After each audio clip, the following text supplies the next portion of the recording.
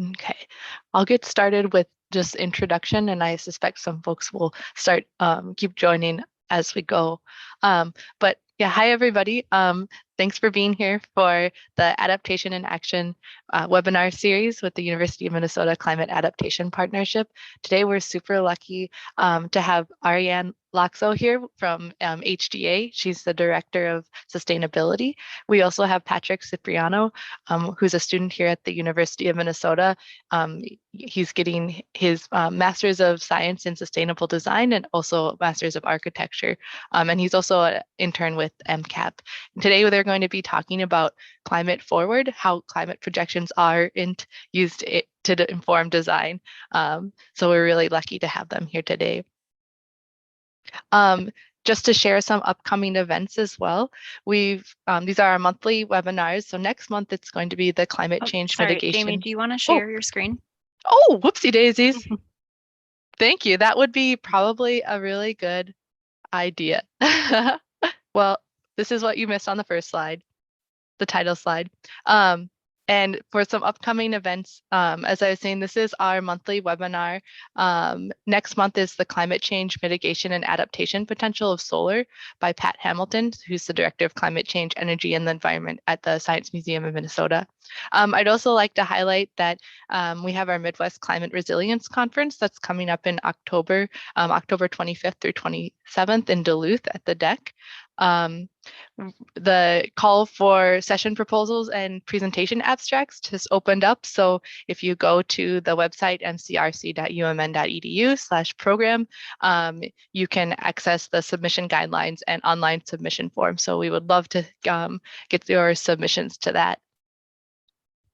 Some friendly reminders throughout the webinar. So the webinar will end at 1 p.m. and all participants will be muted during the presentations. We will have a Q&A at the end of the presentation, and this webinar will be recorded and posted on MCAP's YouTube channel at a later date. For the panel Q&A, you're muted during the presentation, so please use the Q&A feature to ask questions of the presenters. You can type in your own question or upvote a question you would like to see answered. And we'll try and cover those questions as we're going, Nate and I, but then also try to cover those at the end as well. And we'll end promptly at 1 p.m. So now it's my pleasure to introduce Ariane Laxo from HDA, the Director of Sustainability. Oh, shoot. And I didn't fix that slide correctly. Lucia Fitz is not here today. She was here last month. This is Patrick Cipriano, who's actually the Masters of Architecture and Masters of Science student in Sustainable Design at the University of Minnesota, an MCAP intern. And then at the end, we'll ask you to please complete our brief survey. And I will stop sharing my screen now and open it up to the two of you to start presenting. Well, thank you very much. Perfect, thank you. All right. Right, so we are really pleased to be able to share the results of a shared project that we completed over last year from the summer into the fall with MCAP as a partnership. So we're going to talk a little bit about the current state of the use of climate projection data in architecture and engineering, which was the focus of our research. We'll give a little bit of research overview, talk about our findings and some recommendations. This project had many players involved. This was the core team of researchers. So Brenda Hoppe at MCAP and Heidi Roop at MCAP. Brenda is no longer at MCAP, but is still at the University of Minnesota. And then Patrick was a shared intern across HGA Architects and Engineers and MCAP, starting in the summer and extending into the fall for this research project. And HGA is an architecture and engineering firm that does large commercial projects. So we have been working across markets. We have an arts, community, and education market. We have a lot of work with government and corporate clients. healthcare, and we have an energy and infrastructure group. Across all of our markets, we see a real need to address how climate change is going to be impacting the projects that we work on and the operations of the buildings that we touch. So our clients are protected for any major changes that could happen in the future related to either just chronic, gradual changes in climate or those more extreme acute events. So we were observing a lot of challenges in how do we use climate projections to inform design, because we were seeing not a whole lot of guidance from our industry, and standard practice uses historical data. And so we asked this question of, is what we're experiencing what everyone's experiencing? And so that sparked the project that we partnered with MCAP on, where we wanted to understand what the needs of the architecture and engineering industry really are, what they're, who's using data, how are they using data, are there gaps that we were seeing that perhaps others were already filling, and what is really the state of the market and the industry when it comes to using climate projections. So that leads us to our current state overview. Patrick, just let me know when to advance. Go ahead. So the kind of current state of our overview is that within the architecture and engineering industry, we're using kind of a range of inputs for all of our information that can range from weather files to daylighting files, and all of these come in a much different format. So while we have all these formats, all these different kind of data types that are all going into how we're designing a building, we would rather have this kind of cohesive weather file that we can use for all of these across all of our workflows for all of our industries. Go ahead. So there's kind of this range of where we're using this weather data, where we're using weather files, historical weather files for architects. Landscape architects are using National Weather Service and FEMA information.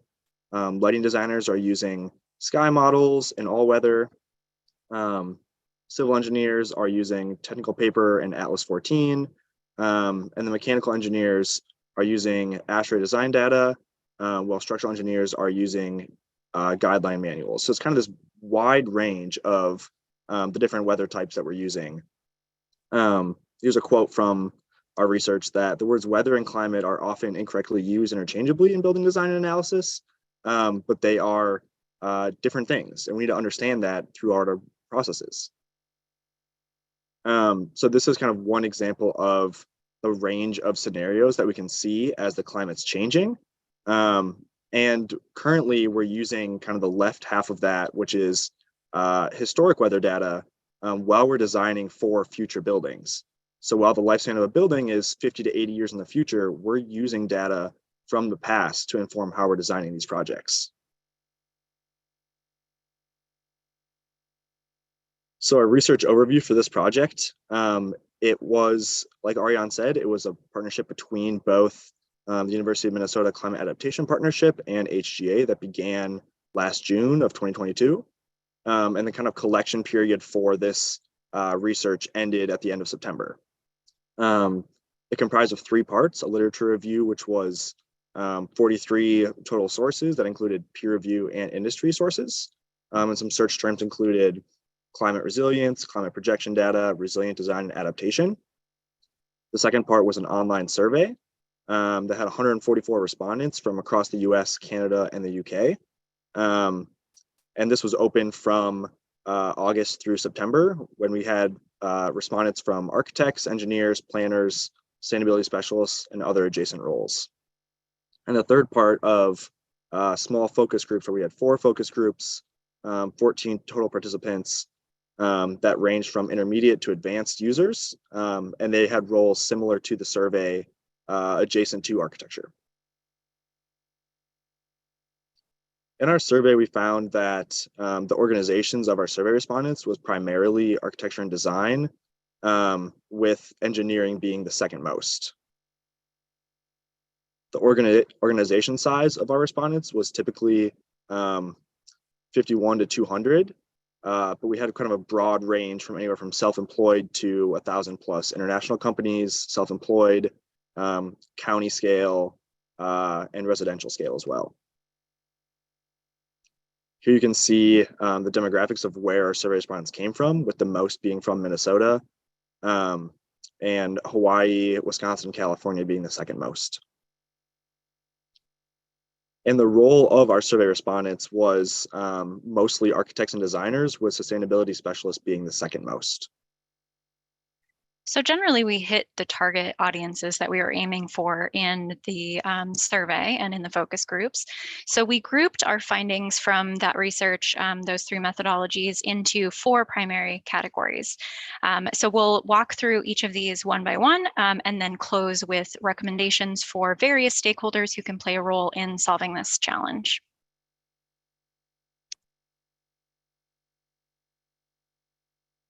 Am I starting this one, or were you doing this, Frederick? I'm doing it. Okay. You have the first one. Yep. Thanks for the reminder. I was like, hold on.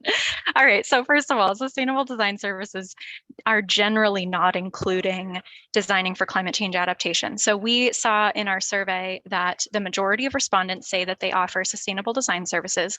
Interestingly, it's not 100%, which was a little surprising and sad to me to see that we're not fully saturated in the marketplace when it comes to climate change mitigation. But in any case, when it comes to those sustainability services, we were seeing in the responses that generally the sustainability services are more focused on climate change mitigation, triple bottom line sustainability, and generally are using historical weather information. So even with those who are, planning with the most front and center climate change related goals, they're not thinking about adaptation on the whole. There were exceptions to this, which you'll see in a second. Climate services we're defining in this way for the sake of this research. And so we found that respondents could be doing sustainability services with forward-looking information, and we would consider it to be climate services then. But the majority of sustainability service providers are not offering climate change adaptation as a core part of their business. This is a quote from one of our focus groups. We had people who opted into the focus groups who were very well aware of the challenge, and some of them were doing things to see how they could solve it, and others were feeling a little stuck, like this quote here of saying, we're doing energy models on every project that helps us with our energy efficiency and climate change mitigation efforts, but there's an awareness that we're using historical information, so the recommendations we make could be incorrect for the future climate. Our second key finding is that few firms are regularly using projections to inform design decisions. So our survey showed that over half our respondents personally were familiar with climate projection data, but only a third of them use it to inform design decisions. So it's kind of this gap between who knows about it and who's using it. But then also the kind of 20% that they're not familiar with it and they haven't heard from it at all. So of those organizations, about half said that their company uses climate projection data. So kind of comparing the organization scale to who at those companies is familiar with the data and who at the companies is using those data. That's where we kind of see the disparity between these two graphics. Of the companies that are using climate projection data, the source or format of this data varies. So some are using global data, more are using regional or downscale projections through a tool such as CalAdapt or WeatherShift. And some are using other information such as IPCC assessments and publications. So we saw that there's kind of this big range of what the source of that data is. And we saw that companies are primarily using climate projection data to inform conversations with clients about hazards, impacts, and risks, and informing climate risk assessments, but there's still a lot of uncertainties with the use of climate projections. So they're not quite using it as much for certain things like energy modeling and system sizing because there's these uncertainties. The firms that are using climate projection data are the early adopters in this realm, and they're using the implementation of climate projection data in their work as a business case to kind of drive what they're doing forward. And we see that ourselves, you know, we would tack ourselves into that. We would consider ourselves to be early adopters or innovators by even just asking these questions, looking at how we can use projection data in our work.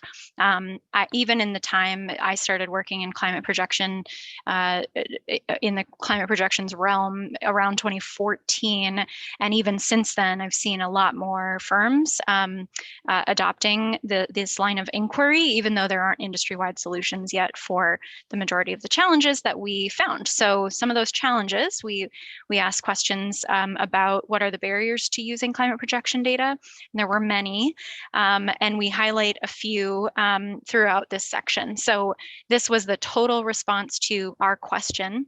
If you read the white paper, which is available both on our website and on MCAP's website, there were additional barriers that this is building on that we found in our literature review. So we're only focusing on the ones that we're adding to the literature and not necessarily just reinforcing. But the clients not asking for climate projection data was the number one, which it kind of relates to some of the others that popped up, like liability concerns. If our clients ask for it, then we will do the work. And if our clients don't ask for it, there's this perception that there's some liability of going above and beyond the standard of care. Because right now the standard of care in architecture and engineering is using historical information. So some of the quotes from the interviews related to lack of client requests. I like the range that these offer, because on the upper right, you can see an example of someone who said, even if our clients aren't asking specifically for climate projections, they're asking questions that you answer through climate projections. So this is one forward-looking firm that is thinking about how they can answer their clients' questions, whereas some others shy away from even going to climate projections, even in the face of some of those challenges. Lack of standards and codes was another common barrier that we heard from. The industry is very used to saying, here's the standard that tells us how to do this certain thing, this workflow, this energy model, et cetera, and the building codes that hold us accountable to those standards. We don't have that for climate projections, for using climate projections in our industry.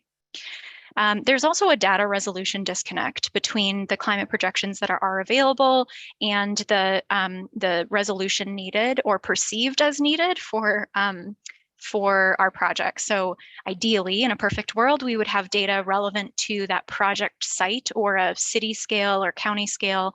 And while there have been climate models available for decades, and the resolution keeps getting better with those global climate models.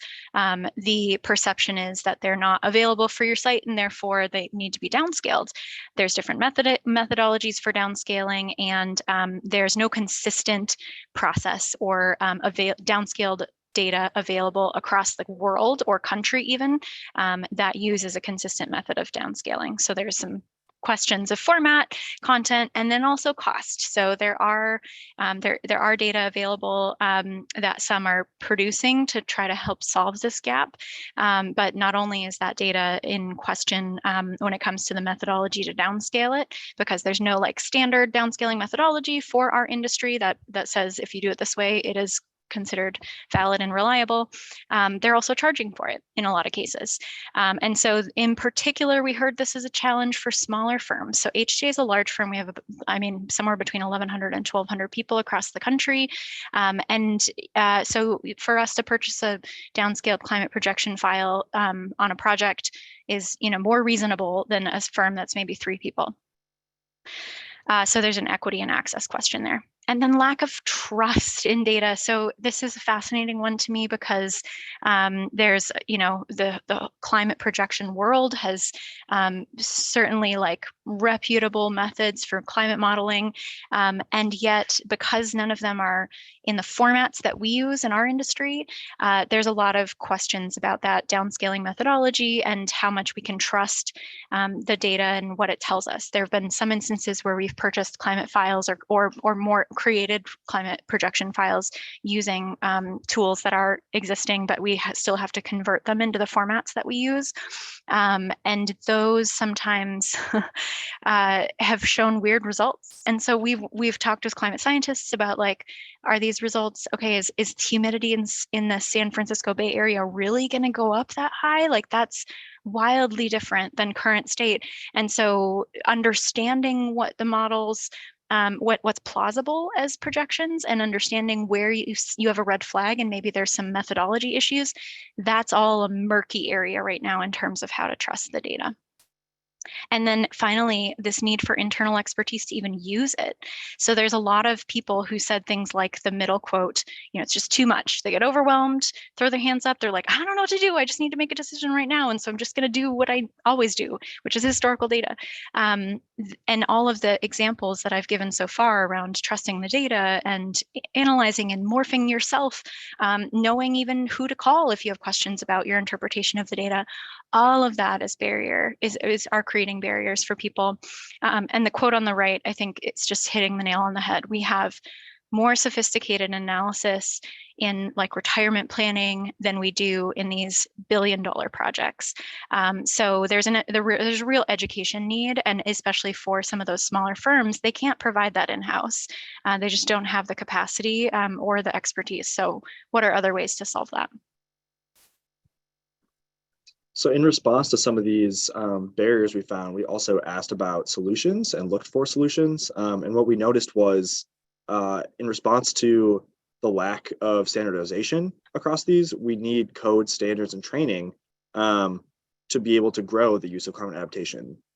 So within the industry, we found that professionals are looking for guides on using climate projection data, and they're looking for training sessions led by A&E professionals experienced with climate projection data. This is interesting to compare to the answer in the 6% category there, that rather than training sessions with climate projection data providers, they would rather see people in their own industry talking about how to use this information. This industry relies on codes and standards to dictate how work is getting done. So currently, the data is not included in the language of these codes and does not have the blessing of our industry authority groups, which hinders the widespread use for us. So this kind of allows an organization like MCAP to bridge this gap in providing resources for our industry on how to use climate projection data, but also create partnerships with people in our industry, kind of like they do with HGA, which is ongoing, to create information and resources related to how we're using this information. Okay, finally, we have our recommendations. So based on those 4 primary key findings and the collaboration between HGA and MCAP, we landed on recommendations for a variety of stakeholders, people who can play a role in solving this challenge. And I will just lead into this section with this quote. We've heard some really powerful things from our focus group participants and in the open-ended survey survey questions around risk. So I hinted to liability before. This was a quote that essentially this person was saying, like, hey, as soon as building owners are fined for not hitting certain performance targets, or we heard from another participant, like, if there's a big lawsuit against an architecture and engineering firm to say you didn't protect my project from what was a reasonably expected climate condition, things will change and we'll see this codified. We want to get ahead of that. We should be protecting our clients regardless. And so there is also a great report from the Conservation Law Foundation that we quote in our white paper that mentioned back in 2018, they mentioned that there would likely be greater liability for not thinking of future climate than there would be for using climate projections that you can't guarantee will happen because they're projections. There's a range of plausible solutions. There's not just one answer. So if you're using old data, liability, not using forward-looking data, liability is not a great excuse. So we have recommendations for architecture and engineering associations. So these are the bodies that are professional associations. Many of them, like ASHRAE, are creating standards that then become building code. So they get adopted by code bodies. So there's a process piece here of adjusting the standards that we say are our standard of care, and then having that adopted by building code that really requires rethinking this. And in the first bullet, we're essentially saying right now, a lot of these bodies are just assuming weather is static, that assuming that the weather of the past predicts the weather of the future, and that is no longer true. So we really need to develop some new methodologies for designing for uncertainty, considering a range of future, possible future climates that the projects may face. This is a pretty monumental shift in thinking. There was a publication in an architectural organization about our white paper just recently published, and they really honed in on some of the recommendations we have for climate modelers, which we'll get to in a second. Essentially like putting the responsibility on climate modelers to create climate data that is usable by all of those tools and resources that we use that Patrick showed on that initial slide. That alone is not going to solve this. We also need to learn how to stress test our designs for future extremes, how to think differently about ranges of solutions instead of picking one value, and designing whole systems around it. And then we also need guidance for obtaining and using climate projection data to inform design, and this should not be done alone. There's a partnership required with higher education institutions and with climate modelers as well. So higher education institutions and research centers. So we had the University of Minnesota as an example here, their College of Design, and the Center for Sustainable Building Research, which is housed at the University of Minnesota. These are examples of this type of audience that we're focused on for these recommendations. We need architecture and engineering students to be learning about climate change and how to consider a range of plausible futures. We also need shared research agendas and collaborating with those who are advancing climate adaptation and resilience. So an exciting outcome of this work has been to see CSBR, Center for Sustainable Building Research, and MCAP working together on how they can collaborate. And HGA continues to be involved as giving the examples from the field of what we need and offering the industry perspective to collaborate on how to advance climate adaptation and resilience in the built environment. So that's been a very exciting outcome, and I hope that it becomes a precedent for other institutions across the country. Organizations that hire A&E professionals. So I'm not sure what the demographics of the folks on this call are, but I just threw a few random logos of organizations that hire architects and engineers on the right. There's the thousands of them, right? But anyone who's asking for A&E professionals to work on a building project should be asking for climate projections, should be asking how the project will not only mitigate climate change and reduce our energy use and our greenhouse gases, but also adapt. How are we adapting? How are you all, design team, helping us adapt to climate change and be prepared? So some of that might be in writing this into your RFPs, your requests for proposals, making sure you're looking for that selection criteria. If you have, like the University of Minnesota should absolutely require for every project that the MCAP data that will be available soon is used on those building projects. Like that is a clear expectation that can be set. And the GSA has done this actually already. They've provided what data they want design teams to use for like their border crossing stations. So then it's demanded by the client. They're providing the resources to the architects. So it's easy, architects and engineers, so it's easy for those teams to not get lost in questions of methodology. And then it helps inform those projects so that they can build in adaptive capacity, the ability to adapt over time. You don't necessarily want to oversize your systems day one for rising temperatures, but you need to know that in 20 years, the climate's going to be very different. So how can you either scale up your system sizing or have passive strategies built in that will be just as effective now as they are well into the future? And then climate data developers and boundary organizations. MCAP is a perfect example of this. this is really a call to include the A&E industry in your end user groups. And MCAP is really setting a new ground for this with this project. When we started working with, we started asking CalAdapt quite some time ago, a year or two ago, how we could better use their data and their visualization tools and to meet our needs. We essentially were told, like, that's not how we're funded. You're not an end user that we prioritize. And yet buildings contribute to 40% of the world's greenhouse gases. So there's a real need here to think about the balance between climate change mitigation and adaptation and preparing for those future conditions. And then finally, policymakers, building code and standards bodies. Two great examples of this are the Minnesota SB 2030 Energy Standard and the B3 guidelines, which any project with state bond money has to follow. Integrating to the processes and data to prepare these projects for today's climate as well as future climate is really critical. So then this codifies recommendations for how to prepare for future climate. So we, are talking with the Center for Sustainable Building Research, who oversees the B3 guidelines right now, about, where might resilience and climate projection data be integrated into the B3 guidelines, because this is an existing code. This is an existing requirement in the state that would really help improve the long-term resilience of our built environment.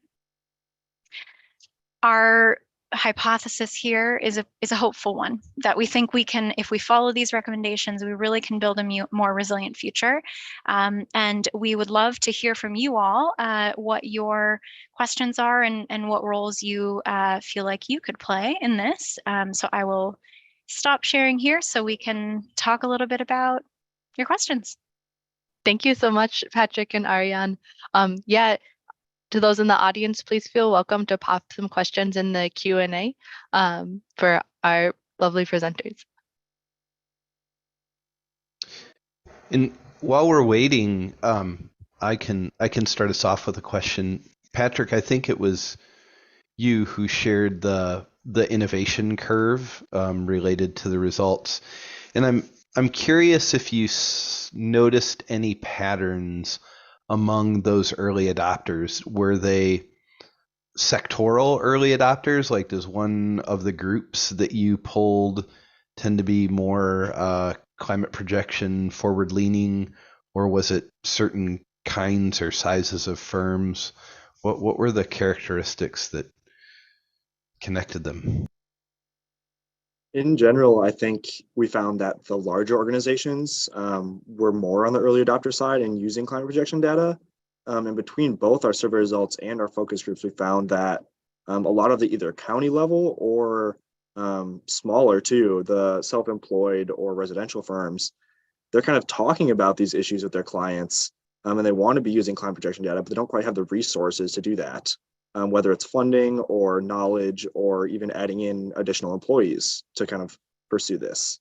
And even those large firms that did have more of a vocabulary around climate projections, there were a lot of responses like, oh yeah, this group over here is talking about that, but that's not embedded into their practice. Even those like Arup is an example of a big company that creates climate projection data that's available for sale. So they have a weather shift tool that was mentioned by several folks. Even Arup is an example of one where they have some leading work in this area. They make it as easy to use as possible. It's not fully integrated across every single project. And HJ is dealing with the same thing. We're exploring, we have methodologies that we've used that we feel like are very, successful in some instances, but the education and knowledge base isn't quite across the board across every single of the thousands of projects we touch. So even though there's some specialists and some knowledge, it still happens to be in more pockets of firms, even of those larger firms, those early adopters.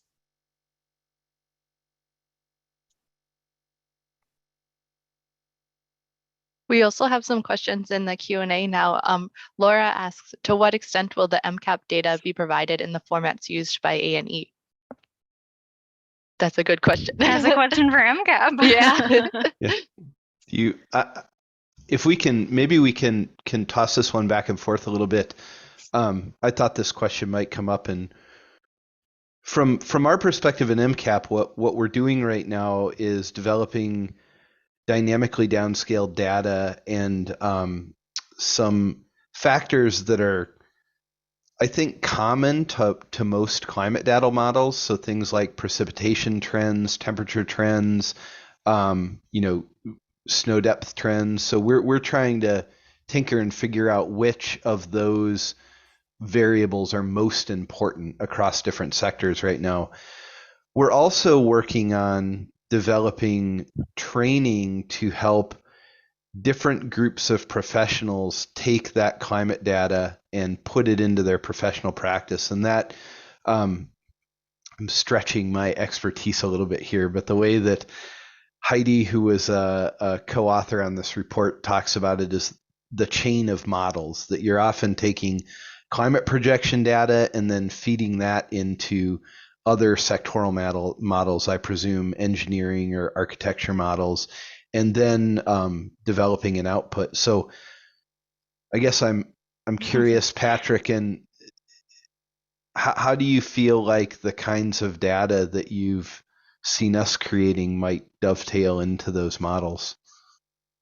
I think in the kind of experiences I've had with the current MCAP tool you guys are developing is that it's starting to kind of highlight these climate points that are necessary of temperature and precipitation, and how those are changing compared to the current values or compared to the historic values.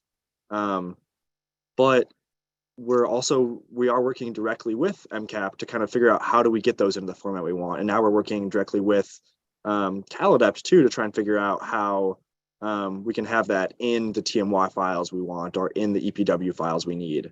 And it may be that we still have a last mile responsibility, to take it over the hump. We would love for that not to be the case because there's barriers still for small firms.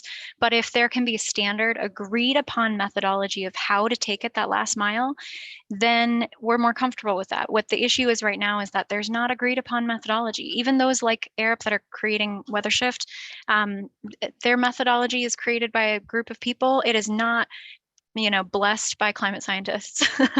So we would love for that to, if the question of quality and process could be resolved by, us collaborating with MCAP and CalAdapt, then that would be a huge step in the right direction. So I think that, Laura, it's a great question. And I think I entered into all this work way back in 2014, like with that as the goal, is like, just give me a future meteorological year file. But what we have realized throughout our research and collaboration with MCAP and other climate science organizations is that the whole concept of a typical meteorological year is flawed when it comes to climate projections.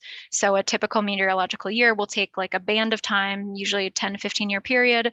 And Heidi was shocked. She was like, it's not even a climate band. Like it's not even like the same length of time that climate scientists use to consider it to be reflective of climate.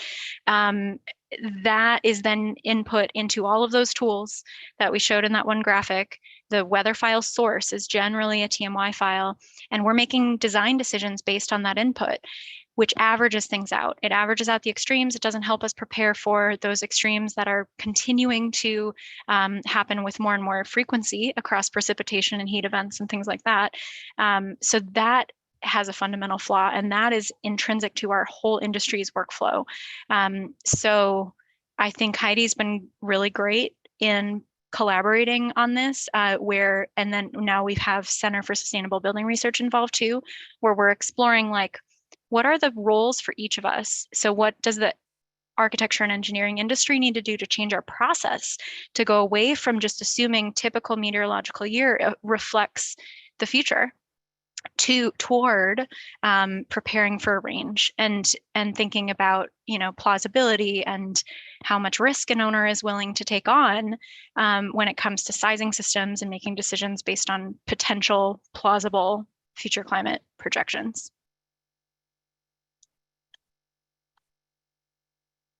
Thank you both, or thank you all three of you. Yeah, that was a great in-depth answer. And for the MCAP downscale data, that's hopefully going to be at a scale of about 2.5 by 2.5 miles. So hopefully that'll be helpful at Oh that yeah, scale that's too. huge, Jamie. Like we've never seen, I mean, there is resolution, like LOCA data is pretty fine Mhm. resolution, but that's going to be really exciting to see. Yeah. And then we have another question here. This is from Fred. It's currently there is no requirement within 90.1 that requires modelers to use current weather data, let alone future data. Modelers still use TMY2 files and the uncorrected TMY3 files. Is there a process to amend 90.1 to require at least TMYX files are used if future files aren't available? Yeah, so I am not entrenched in ASHRAE. However, we have many folks who we've been collaborating with who are, including some of our own colleagues at HGA. My understanding is that there are ASHRAE committees that are recommending shifts to just using that TMY file.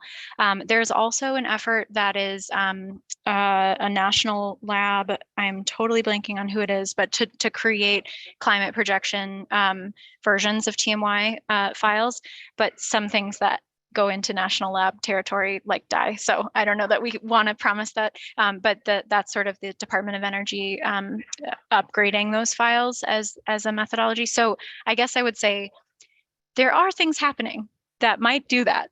However, I don't know that we can count on any of them. And that's part of this challenge is like, it takes so much time to make those changes. And often those investments happen once, like the Department of Energy creating the TMY3 files in the first place. That was funded once. There's no ongoing funding. And so for climate change, like we need to update this stuff. We need we just need different funding mechanisms. So it will be interesting to see, like MCAP is building up a new model for climate adaptation in the state of Minnesota. Perhaps Minnesota can serve as a model for national solutions too. If we can find a more sustainable funding mechanism for funding our own MCAP, then maybe that can be something that others can look at as well. So that same here, we create files not just once, but we continue to update our downscaling models. Yeah, that would be awesome. We have another question here from Anonymous, and it says, I work at a small U of M field station. When I bring up sustainability in discussions about facilities improvement, I'm met with what amounts to a collective groan, cringe, shrug. Is there a good way to connect the decision makers above me with this kind of information? That's a really good question. Oh, you're not alone, Anonymous. You're not alone. I think one of the biggest challenges in climate change mitigation right now, when it comes to the built environment, is that a lot of folks are just trying to get the day-to-day up to speed. Like I think of those collective groans in facilities because I hear this from facilities managers a lot.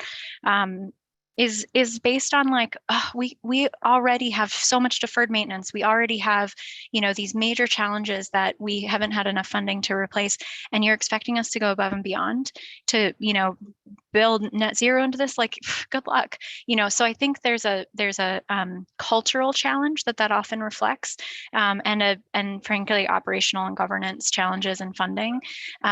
So as in your role, given the sort of hierarchy that you're mentioning, one of the things that I found to be really impactful is connecting the work that you do and opportunities that you might have to things that your superiors care about or to the things above them care about. So, Minnesota is focused on climate change, both mitigation and adaptation. So we have these state plans for working towards carbon reduction, carbon neutrality. A lot of our cities, counties, municipalities are doing the same. There, you might be in a green step city. There's all these mechanisms that are setting these bigger goals. So when I work with clients and I'm hearing that from facilities, I will often try to explore like, well, what matters most to you? Okay, you're frustrated with the deferred maintenance, and yet your bosses are talking about these other bigger goals. How can we connect dots between maybe a lower maintenance solution that also saves you money, that maybe you don't need to go into as often to clean out the gunk or whatever. Maybe we'd start with a commissioning exercise to say, what are some of those common problems that you're really struggling with? And we might find low-hanging fruit energy efficiency strategies that can be embedded into that. So connecting to the sort of values and bigger goals of either the organization or the city or the state, whatever the layers above that are, have been pretty eye-opening for a lot of groups. And also just acknowledging that like a step in the direction is a good thing. We don't have to change all minds immediately, even though it feels like we have that sense of urgency. Making incremental improvements across a volume of projects across the country and the world will get us to a really healthy place, or a healthier place, when it comes to our strategies. Well, thank you. And we have another question from Anonymous. We don't know if it's the same Anonymous, but potentially. And it says, through your review of existing methodology, do you have an idea of whether MCAP projections are expected to be in agreement with historic data in short-term analyses? Is there a time period of analysis, 5, 10, 15 years, for which climate projections start becoming more critical and divergent from existing model or methods? Nate or Jamie, or Amanda, do you want to start with this? I can answer part of it. So for uncertainty and things diverging, actually one of our biggest sources of uncertainty is us and our actions. So that's why we've got all these different scenarios, like a high, low, moderate scenario. When we're thinking about things starting to diverge, we do have our mid-century and late century models. So mid-century, a lot of those projections for a high or low or moderate emission scenario are fairly similar until mid-century, and then they do start to diverge going out into the future, depending on our actions and the adaptation and mitigation actions that we take at present. As far as being in agreement with historic data in short-term analyses, Nate or Amanda? I would add to that end that our climate modeler does compare back with historic models. So we're doing future model projection runs, but we also compare that with historic models to make sure that things aren't completely out of whack. So ideally, by the time that we make the data public, my understanding is that the future projections will be in line with, in line with what we see historically in terms of changing climate. Yeah, thanks for ending that. Hindcasting is the process that Nate's talking about there. Oh, go ahead, Patrick. And within the tool, you have the ability to compare that historic data with those kind of range of scenarios of future datas. So you can see the direct comparison between your temperature change of what we're looking at for historic data compared to your high scenario or your moderate scenario. Mm-hmm. Yeah, and as far as those becoming more critical, one thing I can definitely say is like the next 10 years are really, really crucial kind of in determining which route we're going to be taking. So I'm not sure if that's totally addressing the heart of that question, but that now is a critical time period. And then we have a second part of this question that's from another anonymous attendee. I've been working on a large planning project for almost 2 years now with a suite of local consultants who come from long careers in architecture and engineering. I serve as an engagement team member with a heavy focus on climate and equity, and I've found it's often difficult for our A&E experts to factor meaningful collaborative engagement into the kind of planning methodology they were taught and have practiced for decades. Climate and equity go hand in hand. How do you see project management planning and processes changing to integrate and hopefully prioritize communities and climate into their frameworks? Do you have any ideas for how those of us working in climate science and community empowerment can help our A&E project managers with this? Oh, such a good question. This is like the heart of the architecture and engineering world right now, is how do we integrate climate, sustainability, human health and equity? Essentially, like, how do we design environments that are not just for the people who pay for them. Like, I think it all gets summed up in that way. So we have at HGA been experimenting for years with different levels of engagement. How do we have honest conversations with our owners right up front around who has power and influence in the project and who has stake? So people who have stake in the project could include community members who have no power, no real decision-making power. Perhaps if they all band together and say something really strongly, then maybe a different choice would be made, but generally they're not going to be deciding how to spend the budget. And then really being honest about who has power and stake and where does that fall, and how can we be meaningful and honest with our engagement, so that there's not a performative quality to it of like, oh, you get to come and contribute to this project, but we're just staying off to the side that we're not going to actually do anything you say. That some of that, I think having the conversation about power and stake right up front as we're beginning a project, sometimes we even bring that into the interview, is really critical. And then deciding, all right, folks who we want to build buy-in around this project. How are we reasonably engaging them? Folks who could be impacted by this project, which is often true when it comes to climate justice conversations, and there's real challenges of like how far you reach because you have limited time and budget. So how can you meaningfully engage folks who are impacted by a project that might have generational impacts down the road or to neighboring communities? So how can we be representative without tokenizing? How can we opt in? Can we pay people for their involvement? And then how can we be really honest up front with how they can influence? There are some great resources like AutoCase has a tool, equitable design tool, design justice. I don't remember. I'll look it up. Just like the other one that we put in the chat, the Argonne National Laboratory that I had forgotten the name of. So there are some tools that are now available that help you understand like who the communities are that might be impacted by this work and what the lower income communities are, and those are often communities that are disproportionately impacted by climate change. Same with in communities of color. So there are better tools now that you don't necessarily have to go into a black hole of research to really answer those questions of power, stake, and then just designing our engagement plan in that way. Not being afraid to challenge our clients who might say, the decision makers are the C-suite and that's it.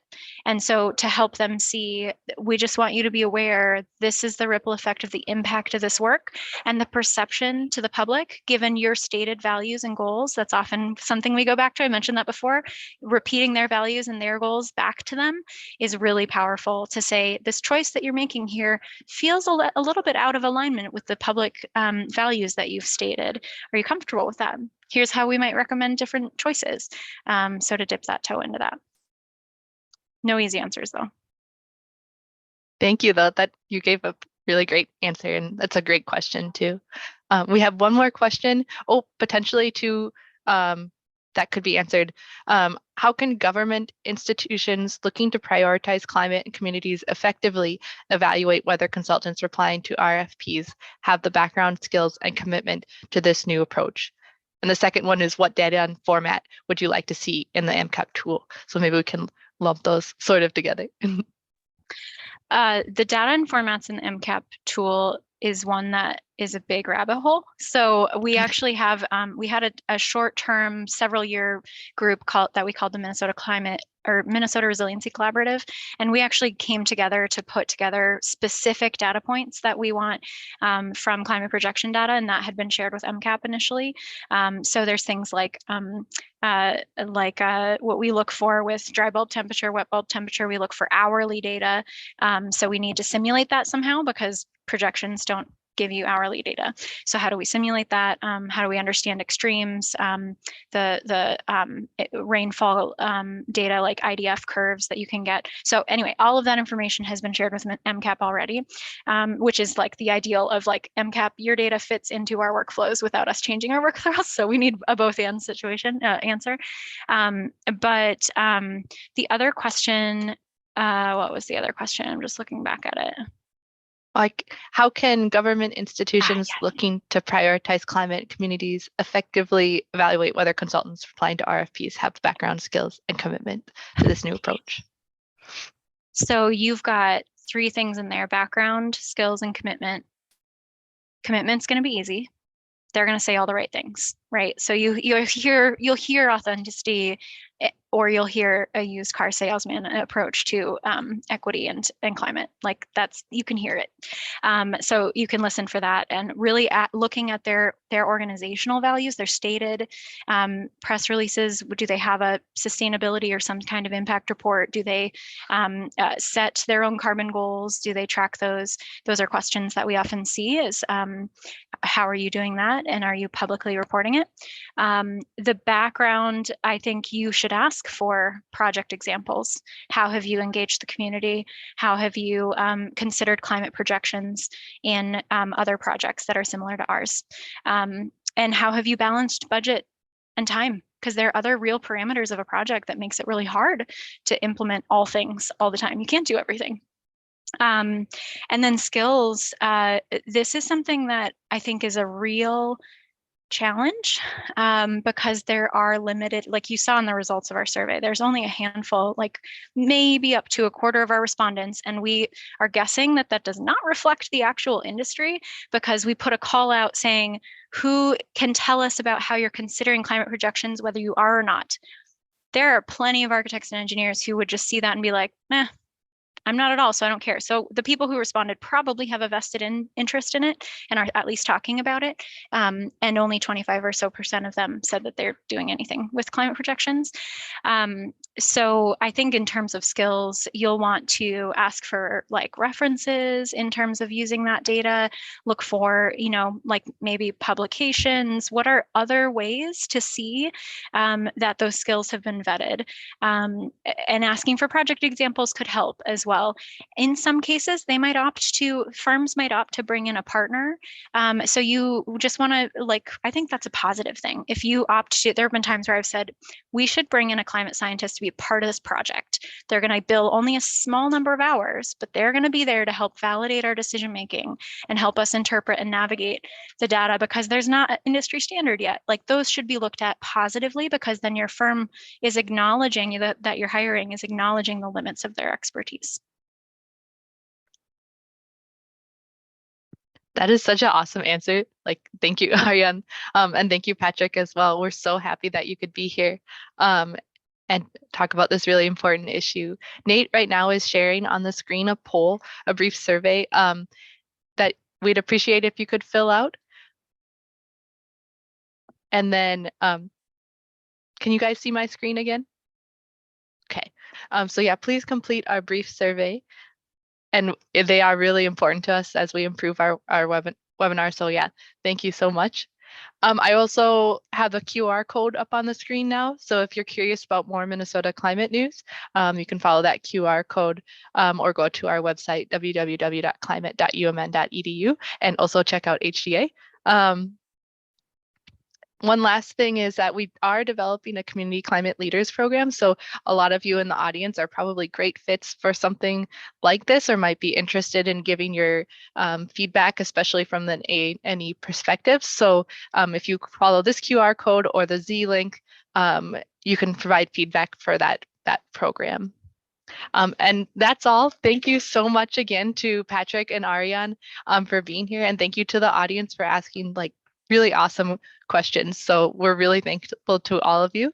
And that's it. If anyone has anything else to say otherwise, but yeah, thank you so much and have a great day. Thank you.